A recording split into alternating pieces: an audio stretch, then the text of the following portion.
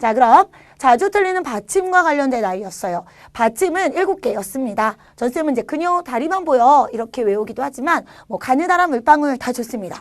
학교 선생님이 뭐라고 이야기하셨는지 여러분 학교에서 외웠던 그 방법 그대로 외워주시면 될 거고요. 자, 7개 받침으로만 표기가 된다라고 얘기했어요. 자, 그 중에서 이제 우리가 다른 아이들을 이렇게 살펴보는 기디비 같은 아이를 대표음이라고 얘기를 한다고 했습니다. 그죠? 물론 이제 비 말고 나머지 니리, 미, 이는 대표음이 아니냐라고 물어보더라고요. 아니에요. 대표음이에요. 그러나 자, 우리가요. 니은은 무조건 니은이야. 그리고 리을은 무조건 리을이고 미음은 무조건 미음이고 이응은 무조건 이응이고 그 외에 나머지 자음들이 니은이나 리을이나 미음이나 이응으로 발음되지 않으니까 굳이 대표음이라는 글자를 써줄 필요가 없는 거죠. 왜? 자기 그대로 발음되니까. 근데 기역 같은 경우에는 기역뿐만 아니라 쌍기역이나 키역도 기역이 되고요. 디귿 같은 아이에는 뭐 디귿, 티읕, 그 다음에 쌍디귿은 올 수가 없구나. 네, 말이래. 자, 그 다음에 시옷, 쌍시옷, 지읒, 치읒 등등등 굉장히 많은 애들, 아까 히읗도 있구나. 자, 이렇게 많은 애들이 같이 있고 비읍도 비읍과 피읍 이렇게 나와 있는 아이들이기 때문에 자, 이 아이들 중에 대표가 된다라고 얘기를 해야 되기 때문에 대표음이라는 글자를 굳이 쓰고 있는 거예요. 자, 이렇게 그녀 다리만 보여라는 아이로 발음이 됩니다. 그런데 이게 글자가 한 글자일 때는 문제가 안 된다고 했었죠. 근데 받침이 어때요? 겹받침. 2개 이상의 받침이 날 때는 아무래도 둘 중에 하나로만 자, 어떻게 발음이 돼야 됩니다라는 것이었습니다. 자, 그래서 대부분은 여러분들의 발음을 그대로 해보시면 맞는다라고 했어요. 그래서 이렇게 목이라고 해보면 목 해보면 그렇죠. 기역으로만 발음이 되고요. 자, 안따 뭐 이런 아이들 해보시면 니은으로만 발음이 되죠. 자, 그 다음에 뭐 아흔, 네, 뭐 이런 아이들 해보시면 안이라고 발음이 될 거고, 자, 뭐 일 이렇게 얘기하면 익 이러면, 아니, 닭 이렇게, 닭 이러면 기역이 발음되고, 삼 이렇게 되면 미음이 발음되고, 이렇게 등등등. 자, 여러분들이 발음이 나는 아이들은 보통 여러분들 발음이 쩔지 않는다고 했습니다. 자, 다만 이 중에서 앞에 게 발음이 되냐, 뒤에 게 발음이 되냐, 이런 것들은 직접 발음해 보시면 얘는 앞에, 그러나 얘는 뒤에, 이렇게 나올 수가 있죠. 다만 예외적인 애들이 있어요. 그래서 그때그때 달라요 하는 애들만 외워주시면 된다고 했습니다. 그 애들이 누구냐면 바로 리을 기역과 그다음 리을 비읍과 관련된 아이였어요. 자, 리을 기역은 아까 전쌤이 닭이란 애를 예를 들어준 것처럼 대부분은 기역으로 발음이 돼요. 자, 기역으로 다들 발음이 될 거야 라고 해서 리을 기역만 나오면 무조건 기역에 동그라미 칩니다. 그리고 나서 뒤에 누가 올 때만, 뒤에 기역이 올 때만 쪽팔려서 리을로 발음이 된다고 했죠. 자, 그래서 박다, 밖에라는 아이가 있으면요. 기역에 우선 동그라미 쳐주는 거죠. 그리고 나서 뒤에가 기역이 아니니까 당연히 그냥 기역으로 발음이 되면 돼요. 그런데 뒤에 기역이 올 때는 쪽팔리니까 자, 리을로 발음이 되더라라는 아이였고요. 자, 여러분들의 발음을 보시면 사실 이 아이를 박다라고 발음하지 않아요.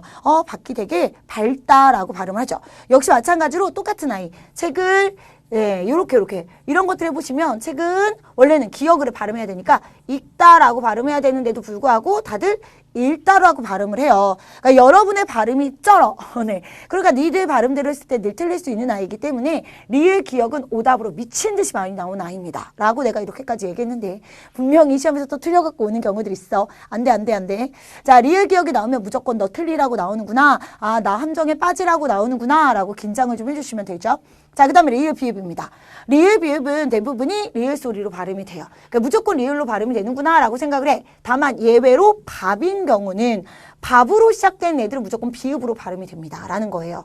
자, 그래서 여덟 리을, 짤다 리을, 그런데 밥다이니까 비읍. 그죠? 밥으로 시작되니까 비읍이라고 생각을 해주시면 됩니다. 그래서 이제 우리가 알고 있는 넓다라는 아이도 이렇게 보시면 자, 리을로 발음이 돼야 돼서 넓다 이렇게 발음이 되죠. 그런데 이 넓다라는 아이가 그냥 넓다, 넓고 이렇게 활용이 되는 경우는 상관이 없는데요. 넓 뒤에 넙죽하다, 넙둥글다처럼요, 뭔가 길게 길게 이렇게 발음이 뭔가 덧붙여지는 경우에는 비읍으로 발음이 되어야 해요.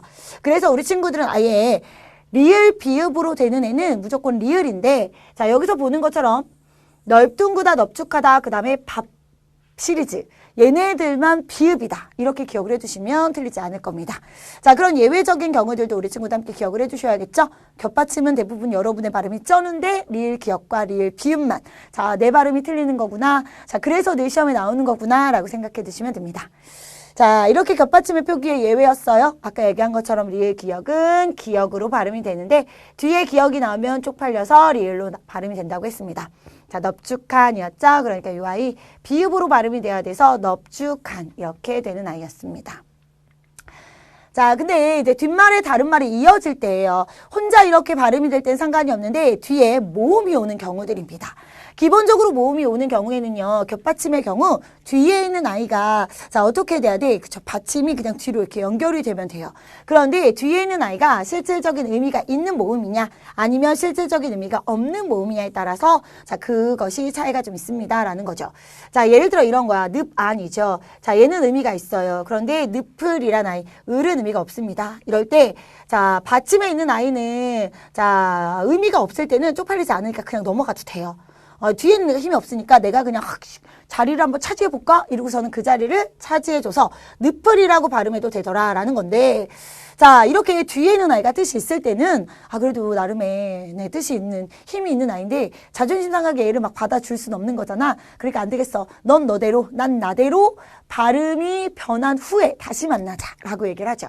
그래서 이 아이는 늪으로 음절의 끝을 그치. 자 이렇게 해서 이 안으로 자 된 다음에 다시 합쳐져서요. 발음은 늪안 이렇게 되더라라는 아이입니다. 똑같이 이 아이가요. 받침이 두 개일 때도 역시 마찬가지예요. 자, 닭이라는 아이가 이렇게 있어요. 닭이라는 아이가 있고요. 자, 그 다음에 뒤에 자 이렇게 모음으로 시작되는 아이인데 실질적인 의미가 없는 이가 오거나 또는 네, 실질적인 뜻이 있는 이런 아이들. 자, 이렇게 온다라고 얘기했을 때 역시 마찬가지로 두 개 중에 겹받침의 뒤에 있는 애가 이렇게 자리를 차지해주면 됩니다. 그래서 이 아이는 달기라고 발음을 하면 되는 건데 자, 이런 경우는 우리가 그냥 막 차지할 수 없다 그랬죠. 뒤에 있는 애가 뜻이 있으니까. 그럼 얘는 닭으로 바꿔주고 얘는 안으로 바꿔줘서 자 자리를 차지할 때 다간이라고 자 이렇게 연음이 일어난다라는 것이었습니다. 자, 그 외에 자음으로 시작될 때는 그냥 네 우리 친구들 원래 발음 나는 아이대로 피읍은 비읍으로 바꿔주시고 닭은 그렇죠 기역으로 바꿔준 후에 자 그 다음에 비음화가 일어나서 닭만이라고 발음이 되시면 되는 거예요.